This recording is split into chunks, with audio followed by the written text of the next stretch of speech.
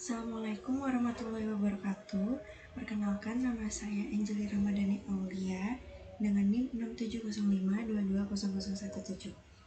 Di sini saya akan membuat tutorial lab getting started with cost estimation pada AWS Educate di Cloud Operations Lab untuk memenuhi syarat mengikuti uji Kom 3 mata kuliah Cloud Computing. Nah, di sini kita sudah masuk ke konsol kalkulator AWS, di mana itu merupakan project dari lab ini. Nah, di sini saya mendapat URL dari tutorialnya, lab overview-nya. Lalu kita langsung saja klik Create Estimate. Nah, di sini kita pada select service, find service search box.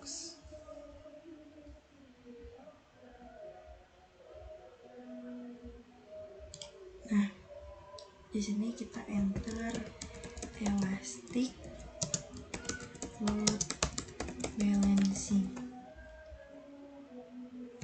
Nah ya. Lalu pada elastic load balancing kita choose configure. Lalu untuk deskripsinya kita masukkan load balancer.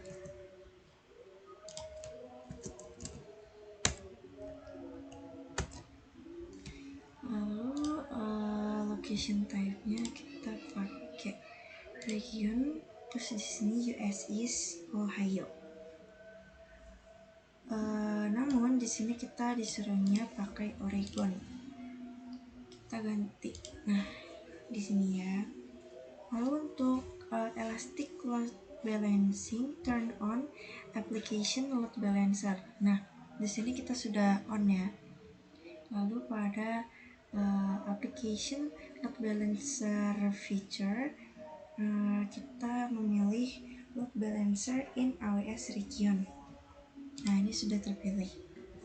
Lalu pada service settings, kita number of application load balancer-nya 1. Pada load balancer capacity units atau LCU, kita konfigurasi. Di sini proses bytes-nya kita skip saja. Lalu untuk proses bytes yang EC2 instance and IP addresses as targets, kita enter value-nya 0,36. Nah, untuk unitnya kita gigabyte per hour. Terus average number of new connection-nya kita enter 100. Lalu untuk drop down-nya kita pakai per second, benar. Lalu pada average connection duration kita enter 3. From the drop down list choose minutes. Ini kita klik minutes ya, kita pilih unitnya minutes. Lalu untuk average number of request per second per ALB kita enter 400. Lalu average number of rule evaluation per requestnya kita ketik 20. Apabila sudah, kita save and add service. Nah, kalau sudah, on the select service page, find search box. Nah, di sini kita enter di situ. Lalu pada Amazon EC2-nya kita choose configure.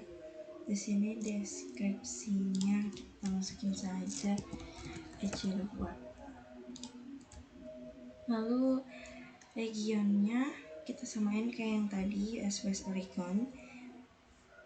Lalu pada EC2 specification section for operation system. Nah, di sini sudah Linux ya.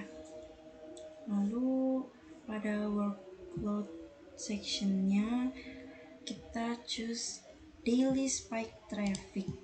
Nah, lalu kita keep setting workload days-nya dari Monday sampai Friday.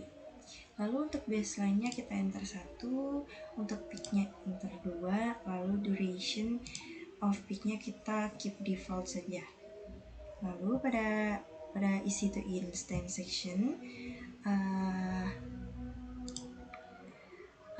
kita pilih T4G yang small.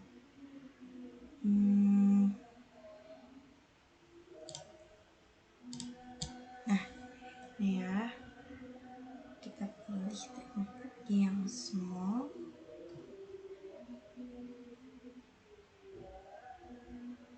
Lalu pada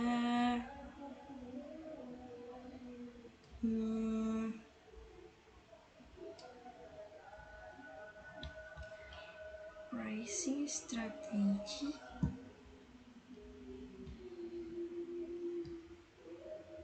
workload, terus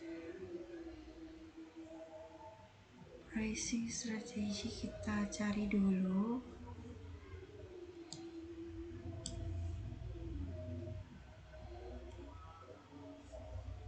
Operating sistemnya sudah Linux.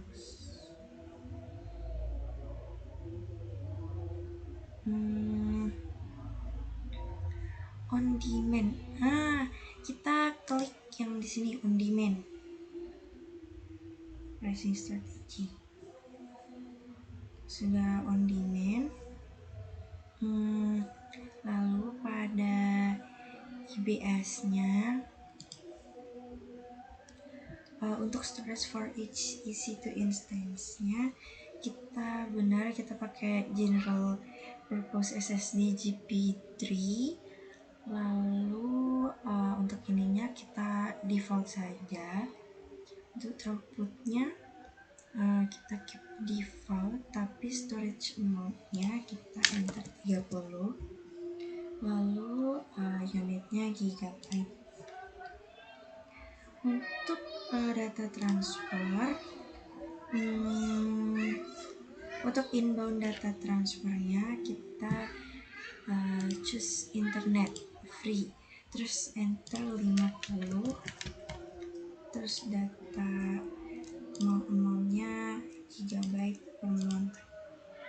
Lalu untuk outbound data transfernya kita pakai internet yang ini, lalu enter amount-nya 200 dan di sini gigabyte per month. Lalu kita save and add surprise. Sudah.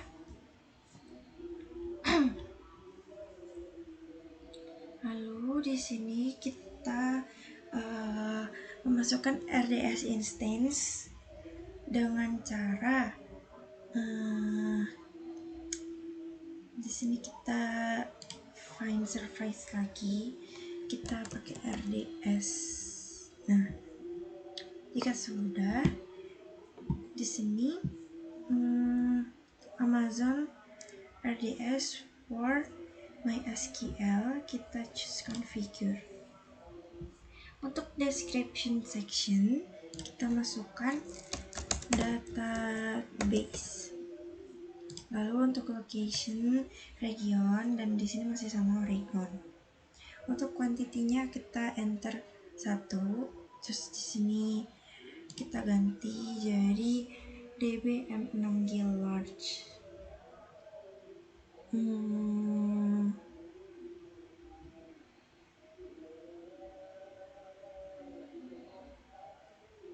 Dan ini ya. Nih. DBM6G large. Terus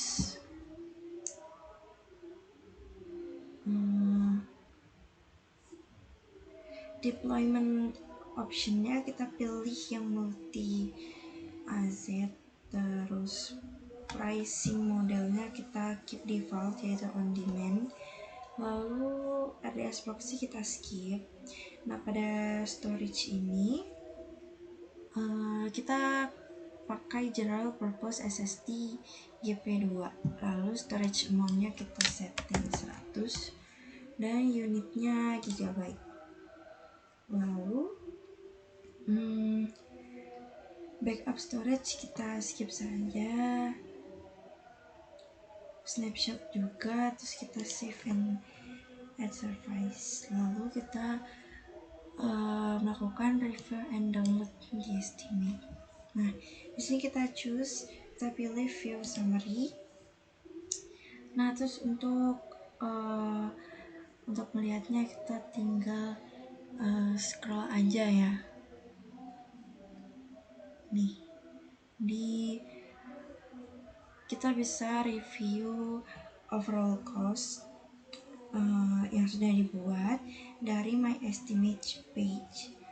Terus ini di sini deskripsinya menunjukkan total cost dari 12 bulan pertama. Nah, lalu di sini kita langsung bisa choose export, lalu ke CSV, kita oke. Untuk ini untuk save file ya, kita save saja. Nah, di sini kita bisa buka.